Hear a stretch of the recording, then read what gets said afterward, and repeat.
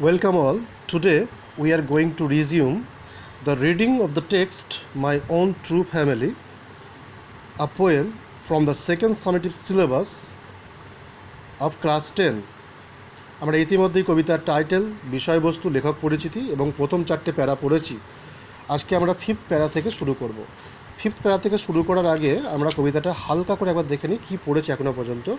আমরা পড়েছি যে কবি কোনো একদিন এক ওক উড এর মধ্যে প্রবেশ করেছিলেন এবং সেখানে তিনি খুঁজছিলেন একটা মেল ডিয়ার বা পুরুষ হরিণকে।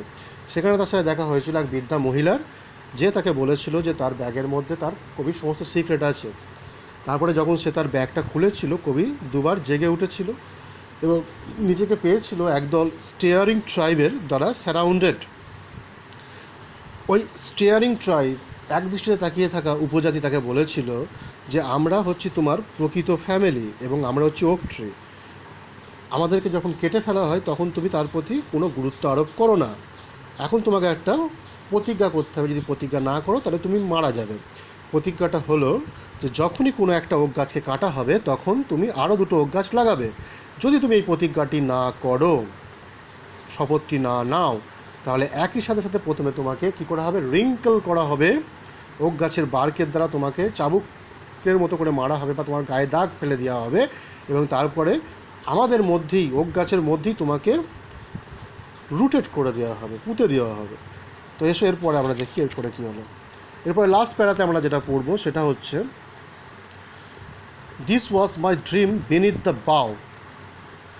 এতক্ষণ পর্যন্ত যেটা আমরা পড়লাম প্রথম 4টে প্যারাগ্রাফে, টোটাল ঘটনাটা, কবি, একজন বৃদ্ধা মহিলা, স্টিয়ারিং ট্রাইব, তারা কবিকে প্রেসারাইজ করছে প্রমিস করার জন্য কোনো কিছু। এই টোটাল ঘটনাটা কবির ছিল একটা স্বপ্ন, যে স্বপ্নটা ছিল বিনিথ দ্য বাউ, গাছের ডালের নিচে। বিনিথ মানে নিচে, আন্ডার, বাউ মানে হচ্ছে গাছের ডাল। The dream that altered me, এই ড্রিমটা আমাকে পরিবর্তন করেছিল, চেঞ্জড করেছিল। When I came out of the oak wood, যখন আমি ফিরে এলাম এই ওক গাছের বন থেকে। অর্থাৎ কবি হয়তো এখানে এটা বলা যেতে পারে যে বাস্তবে কোনো এক ওক গাছের বনের দিকে গেছিলেন এবং সেখানে গিয়ে তিনি ঘুমিয়ে পড়েছিলেন। ওক গাছের ডালের নিচে, বড় ডালের নিচে তিনি ঘুমিয়ে পড়েছিলেন। তারপরে তখন জেগে উঠলেন, তখন তিনি বুঝলেন একটা স্বপ্ন দেখেছেন এবং তখন যখন তিনি ফিরে এলেন ওই ওক গাছের বনটা থেকে, back to human company. Human company মানে হচ্ছে মানব সমাজে বা মানব সঙ্গীদের মাঝে, মানব সংসর্গের মাঝে। My walk was the walk of a human child, আমার হাঁটাটা ছিল একটা হিউম্যান চাইল্ডের মতো। But my heart was a tree, কিন্তু আমার হৃদয়টা ছিল একটা গাছে। তো এখানে my walk was the walk of a human child বলতে কবি যেটা বলতে চাইছেন, my physical appearance was just like a human being, আমার বাহ্যিক বা শারীরিক আকারভঙ্গি ছিল একটা মানবের মতো বা মানব শিশুর মতো। But my mind was an okay tree or a tree, কিন্তু আমার মনটা ছিল একটা ওক গাছের মতো বা একটা গাছের মতো। So I feel the pathos and agonies of the, I felt the pathos or agonies of the oak trees. At the same time, I realized the true relationship between the oak trees or the trees and me. কবি এখানে বুঝতে পেরেছিলেন যে তার কবির মনটা যখন পরিবর্তন হলো একটা গাছেতে, অর্থাৎ তার মনটা যখন গাছের মতো হয়ে গেল, সে তখন এটা অনুভব করলেন যে গাছেদের দুঃখ কষ্টটা কতটা এবং গাছের সাথে তার সম্পর্কটা কী। এই হচ্ছে কবিতাটা, এখানে শেষ হচ্ছে। এর কবিতার আমরা সাবস্টেন্স বা কবিতার বিষয়বস্তুটা টোটাল একবার আলোচনা করব। তো আমার কোনো এক ছাত্র আমাকে এটা জিজ্ঞাসা করেছে যে স্যার সাবস্টেন্স বলতে আমরা কী বুঝি।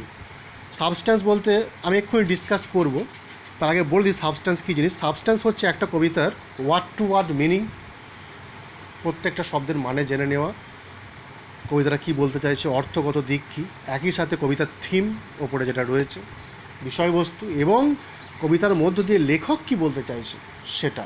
এই তিনটে হচ্ছে মেন জিনিস সাবস্ট্যান্সের মধ্যে থাকবে। এটা গদ্য আকারে লিখতে হবে, কবিতাটাকে কবিতার মতো করে লেখা যাবে না, গদ্য আকারে লিখতে হবে সাবস্ট্যান্সটা।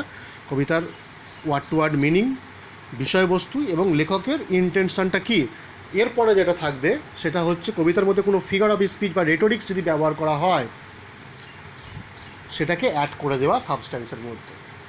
তো সেটা খুব কম ক্ষেত্রেই তোমাদের অ্যাড করতে হবে, তোমাদের ক্ষেত্রে সেটা অতটা আসে না, কিন্তু মূল হচ্ছে এখানে ওয়ার্ড টু ওয়ার্ড মিনিংটা করতে হবে, বিষয়বস্তুটা লিখতে হবে এবং কবির ইচ্ছাটা লিখতে হবে। এরপরে সাবস্ট্যান্সের পাশাপাশি আরেকটা জিনিস আছে, সেটা হচ্ছে সামারি। সাবস্ট্যান্সের বাংলা যদি করা হয় সারাংশ, সামারি যদি বাংলা করা হয় সার সংক্ষেপ। সামারিতে কবিতার মূল বিষয়টাকে অবশ্যই সেখানে টেক্সটের রেফারেন্স নিতে হবে, সেটাকে বলে দেওয়া। একটা সাবস্ট্যান্স যদি 15 লাইনের হয় এই ধরনের কবিতা, সেক্ষেত্রে এই কবিতাটার সামারি হবে 7 লাইনের। আর একটা হয় সিনোপসিস, সিনোপসিসটা হবে আরও ছোট, অতি সার সংক্ষেপ, যেটা হবে 3 লাইনে, এই কবিতার ক্ষেত্রে হবে 3 লাইনের ক্ষেত্রে। তো যাই হোক, আমরা substance or the main theme, now we are going to discuss the substance or the poem, total poem. Let's start. One day the poet entered into an oak wood searching for a male deer. Then he met an old woman who had an unsteady stick in her hand, as well as her dress was worn out and torn. She informed the poet that she had all the secret of the poet in her little bag. Then she opened up her little bag, and the poet came twice shocked, twice awake. I have already discussed why the poet twice awake. Then the poet found himself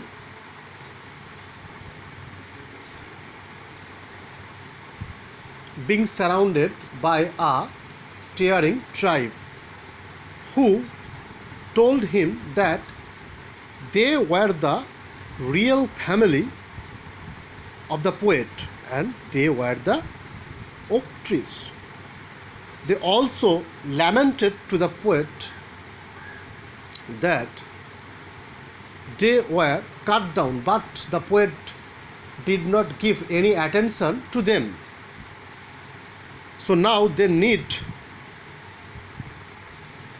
or they asked, they needed or they asked the poet to make a promise. And what was the promise? The promise was that whenever the poet saw an oak tree, whenever the poet saw the felling of an oak tree, he would plant 2 more oak trees. And if he did not swear,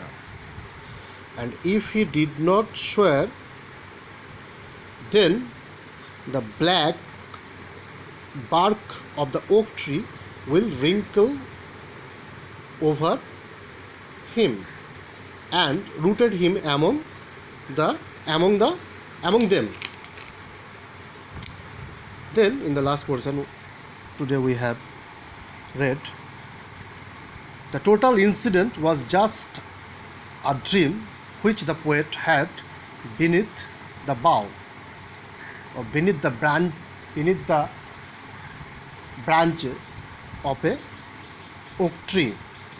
This particular dream had changed the poet, and when he came out from the oak wood to the human society, he felt that his physical appearance was just like a human being, but his heart was totally changed. His heart was a heart of a tree, and now he could feel the agony and pathos of the trees, as well as he was sympathetic and empathetic, সহানুভূতিশীল এবং সমানুভূতিশীল towards the tree, গাছেদের প্রতি, and now he can understood the true relation ship between the oak trees and him. অর্থাৎ কবি okay গাছের কোনো একদিন okay গাছের জঙ্গলে গেছিলেন, আমি বাংলাতে আবার রিপিট করে দিচ্ছি সারাংশটা। এবং সেখানে তিনি গিয়ে যেটা পেয়েছিলেন সেটা দেখতে তিনি খোঁজ করছিলেন একটা স্ট্যাগের, মানে পুরুষ হরিণের। এবং সেখানে তার দেখা হয়েছিল বৃদ্ধা মহিলার সাথে, যে মহিলাটির হাতে একটা নবলি স্টিক ছিল, মানে আনস্টেডি লাঠি ছিল, এবং মহিলাটির পরিধান ছিল জীর্ণ মলিন। তে মহিলাটি কবিকে বলেছিলেন যে আমি তোমার গোপনীয়তা জানি, অ্যাজ ওয়েল অ্যাজ তিনি ওই মহিলাটি তার পরেই কিছুটা হেসেছিল, যেটা দেখে কবি কেঁপে গেছিলেন, জোরে হেসে উঠেছিল, কবি কেঁপে গেছিলেন। তারপরে মহিলাটি তার ছোট্ট ব্যাগটি খুলেছিল এবং কবি দুবার জেগে উঠেছিল। দুবার কেন জেগে উঠেছিল এটা আমি আগে ব্যাখ্যা করেছি আমার ভিডিওতে, প্রিভিয়াস ভিডিওতে। তারপর কবি দেখতে পেয়েছিলেন তাকে ঘিরে ধরে রয়েছে একদল স্টেয়ারিং ট্রাইব, এক দৃষ্টিতে চেয়ে থাকা উপজাতি, এবং তাকে বেঁধে ফেলা হয়েছিল একটা পিলারের সাথে। এবং তারা ওই উপজাতিটা বলেছিল যে আমরা হচ্ছে তোমার প্রকৃত পরিবার, এবং আমরা হচ্ছে ওক গাছ। আমাদেরকে যখন কেটে ফেলা হয়, যখন ছিঁড়ে ফেলা হয়, যখন আপরুটেড করে ফেলা হয়, মাটি থেকে তুলে ফেলা হয়, তখন তুমি আমাদের প্রতি কোনো অ্যাটেনশান বা মনোযোগ দাও না, উদাসীন থাকো। অতএব তোমাকে এখন একটা প্রতিজ্ঞা করতে হবে, যদি প্রতিজ্ঞা না করো তোমাকে মৃত্যুবরণ করতে হবে। প্রতিজ্ঞাটা কি? যখনই তুমি কোনো একটা ওক গাছকে মরতে দেখবে বা পড়তে দেখবে, ওক গাছ পড়ে যাচ্ছে মাটিতে, গাছে কেটে ফেলা হচ্ছে, তখন তুমি কি করবে? আরও দুটো ওক গাছ লাগাবে। যদি তুমি প্রতিজ্ঞাটি না করো, তোমার ওপর আমাদের ওক গাছের ছাল দিয়ে চাবুক মারা হবে এবং তোমার সারা শরীরে দাগ করে দেওয়া হবে, এবং একই সাথে তোমাকে ওক গাছের মাঝখানে পুঁতে দেওয়া হবে। এবং শেষে যেটা আজকে আমরা পড়লাম, এই টোটাল এতক্ষণ পর্যন্ত যেটা আমরা বললাম, সেটা কবির মনে হলো এটা একটা তার স্বপ্ন। মনে হলো না, কবি বলছেন এটা ছিল তার একটা স্বপ্ন, যে স্বপ্নটা তিনি দেখেছিলেন গাছের বড় গাছের ডালের তলায়। এর অনেকগুলি ডালের কথা বলা হয়েছে। এবং এই স্বপ্নটি তাকে পরিবর্তন করেছিল। যখন তিনি এই ওক গাছের বন থেকে বেরিয়ে এলেন, তখন তিনি নিজেকে খুঁজে পেলেন কোথায়? যখন তিনি ওক গাছের বন থেকে বেরিয়ে এসে মানব সমাজের মধ্যে এলেন, মানুষের সংসর্গে এলেন, মানুষের সঙ্গীতে হিসেবে এলেন, তখন তিনি দেখলেন তিনি মানুষ হিসেবেই তার ফিজিক্যাল অ্যাপিয়ারেন্সটা রয়েছে, তার হাঁটা চলা সব কিছুটাই মানব শিশুর মতো, কিন্তু তার মনটা পাল্টে গেছে একটা গাছে। বা তিনি অনুভব করছিলেন তার মনটা একটা গাছের মতো হয়ে গেছে, তিনি অনুভব করতে পারছিলেন গাছেদের দুঃখ, দুর্দশা, কষ্ট, এবং একই সাথে তিনি এটা বুঝতে পারলেন যে গাছেরাই হচ্ছে তার প্রকৃত পরিবার। এটা কবিতার সারাংশ। এর সাথে আরেকটা অংশ জুড়ে দিতে হবে, কবিতার বিষয়বস্তুটাকে একটু জুড়ে দিলেই সারাংশটা অনেকটা সম্পূর্ণ হয়ে যাবে। এবার আমি যেটা বলছি যে কবিতার মধ্যে কী সিম্বলিজমটাকে ইউজ করা হয়েছে। এই কবিতাটা আমি আগেই বলি, টেড হিউজ 10 জন বিখ্যাত ইংরেজ কবির মধ্যে তিনি একজন। প্রথম 10 জন যদি সেরা বিখ্যাত ইংরেজ কবিকে খুঁজে বার করা হয়, তার মধ্যে একজন হচ্ছে টেড হিউজ। এবং এটা আমার কথা নয়, গুগলে সার্চ করলে তোমরা পেয়ে যাবে। তো সেক্ষেত্রে টেড হিউজ খুব একজন বড় কবি ছিলেন, তো তার কবিতাটা খুব সিম্পল হবে না, স্বাভাবিক। তো কবিতার মধ্যে অনেক কিছু বিষয় থাকে। তিনি ওপরে যেটা সারফেস লেয়ার সেটা একটা কথা বলে, আর ভেতরে যেটা ইনার মিনিং বা ভেতরে অন্তর্নিহিত অর্থ সেটা আর এক কথা বলে। তো এর জন্য তিনি কী করেন? সিম্বলিজমকে ব্যবহার করেন, অর্থাৎ একটা জিনিসকে দিয়ে আর একটা জিনিসকে বলতে চান। তো এখানেও তিনি সিম্বলিজম ব্যবহার করেছেন, অনেকগুলো সিম্বলিজম ব্যবহার করেছেন। আমি সিম্বলিজমগুলো একটু ডিসকাস করে দিচ্ছি, কবিতাটা বুঝতে সুবিধা হবে। প্রথম সিম্বলিজম হচ্ছে পোয়েট হিমসেলফ নিজেই। এখানে যখনই তিনি বলছেন কবি, এখানে কবি বলতে তিনি বলতে চাইছেন সমগ্র মানব সমাজকে, অল হিউম্যান বিংস। এরপরে বলছেন looking for a stag. Looking for a stag বলতে কবি বলতে চাইছেন যে হিউম্যান বিংসের যে searching for the capital resources of nature. কবিতাটা মূলত ডিফরেস্টেশন, গাছ কেটে ফেলা, এবং একই সাথে সাথে প্রকৃতির ওপর আমরা যে অত্যাচার চালাচ্ছি সেই বিষয়টাকে কবিতাটা মূল বিষয়বস্তু, কবিতাটা সেই বিষয়টাকে তুলে ধরে। তাহলে সেক্ষেত্রে কবি বলতে চাইছেন যে লুকিং ফর এ স্ট্যাগ কথাটা এখানে কবি মানে আমি বলেছি অল হিউম্যান বিংস। তাহলে অল হিউম্যান বিংসের লুকিং ফর এ স্ট্যাগ কথাটার মানে হচ্ছে যে অল হিউম্যান বিংসের যে searching for the capital resources of nature, প্রকৃতির যে মূল প্রাকৃতিক সম্পদগুলো আছে সেগুলোর প্রতি যে সার্চিং করা সেটাকে বোঝানো হয়েছে। এরপরে বলা হচ্ছে মেট অ্যান্ড ওল্ড ওম্যান। এখানে ওল্ড ওম্যানটা কাকে রিপ্রেজেন্ট করছে? মাদার নেচারকে, প্রকৃতি মাকে নেচার রিপ্রেজেন্ট করছে, সিম্বলাইজ করছে। ওল্ড ম্যান বলতে এখানে মাদার নেচার। এরপরে হচ্ছে অল নবলিস্টিক অ্যান্ড র্যাগ। নবলিস্টিক আর র্যাগ বলতে বলা হচ্ছে যে মাদার নেচার আনস্টেডি হয়ে পড়েছে, সে ঠিকভাবে দাঁড়াতে পারছে না, তাকে সব দিক দিয়ে কী করা হচ্ছে? বারবার এক্সপ্লয়েট এবং এক্সপ্লোর করা হয়েছে, যার ফলে মাদার নেচার একদম কী হয়ে গেছে? ডিস্ট্রেসড হয়ে গেছে অ্যান্ড ভয়েড, মানে আস্তে আস্তে সে চরম দুর্দশাগ্রস্ত হয়ে পড়েছে এবং শূন্য হয়ে পড়েছে। এরপরে বলছে poet secret, I have your secret. Your secret মানে পোয়েট সিক্রেট বলতে বলা হচ্ছে সমগ্র মানব জাতির সিক্রেট, এবং এই সিক্রেটটা মোটেই ভালো নয়। কী সিক্রেট সেটা? সিক্রেটটা হচ্ছে all misdeed and misuse, all misdeeds and misuse and inhuman activity of human beings towards the nature. নেচারের প্রতি সমগ্র মানব জাতির যে খারাপ দৃষ্টিভঙ্গি, খারাপ কাজ, খারাপ ব্যবহার, সেগুলো সবটুকু কি বলা হয়েছে, এবং যার ফলে প্রকৃতি কী হয়ে পড়ছে? ডিস্ট্রেস হয়ে পড়ছে, চরম দুর্দশাগ্রস্ত হয়ে পড়ছে। মাই লিটল ব্যাগ বলতে কি বলছে? এই মানুষের যে খারাপ কাজ, খারাপ দৃষ্টিভঙ্গি, যে মিস ইউজ প্রকৃতি, সেটা কোথায় আছে? মাই লিটল ব্যাগে। মাই লিটল ব্যাগ বলতে কবি এখানে কী বলতে চাইছেন? মাই লিটল ব্যাগ বলতে কবি এখানে বলতে চাইছেন যে প্রকৃতির যে টোটাল টেরিটরি, প্রকৃতির যে এলাকা, সেইখানে দেখলেই তুমি দেখতে পাবে যে মানুষের খারাপ কাজগুলো তুমি ইজিলি সেটাকে তুমি নোটিস করতে পারবে। কোথায়? যদি তুমি ডিফরেস্টেশনের দিকে তাকাও, গাছকে দিনের পর দিন কেটে ফেলা হচ্ছে। যদি তুমি সমুদ্র, নদীর জলের দিকে তাকাও, সেখানে নোংরা আবর্জনায় ভরে গেছে, তুমি দেখতে পাবে ইজিলি। এরপরে কি রয়েছে? She began to cackle. এখানে প্রকৃতি কী করে উঠলো? অট্টহাসে হেসে উঠলো। এখানে বিগ্যান টু ক্যাকল কথা হচ্ছে ন্যাচারাল ক্ল্যামিটিস, মানে প্রাকৃতিক বিপর্যয়। মাঝে মাঝে যে প্রাকৃতিক বিপর্যয়গুলো হয়, কী কী বিপর্যয় হয়? প্রাকৃতিক বিপর্যয় যেমন সুনামি, যেমন আর্থকুয়েক, যেমন ফ্লাড, যেমন ড্রট, সেগুলো হয়, সেগুলোর কথা এখানে বলা হয়েছে। এর ফলে কী হয়? আই বিগ্যান টু কোয়েক, মানুষ কী হয়ে ওঠে? কোয়েক হয়ে ওঠে। কোয়েক মানে কম্পিত, ভয় পেয়ে ওঠে প্রাকৃতিক বিপর্যয়গুলো দেখে।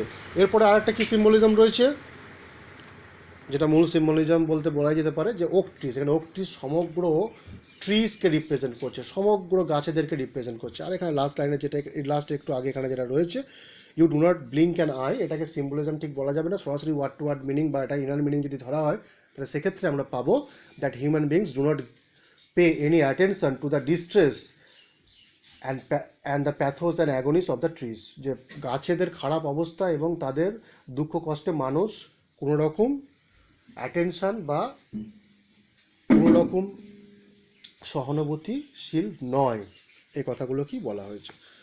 মোটামুটি এই সিম্বলিজমগুলো একটু দেখলে কবিতাটা বুঝতে সুবিধা হবে। এরপরে আমি কি করেছি, কবিতার কিছু ওয়ার্ড মিনিং আর দুটো কোশ্চেন দিয়ে দিয়েছি। ওয়ার্ড মিনিং আর কোশ্চেনগুলো তোমরা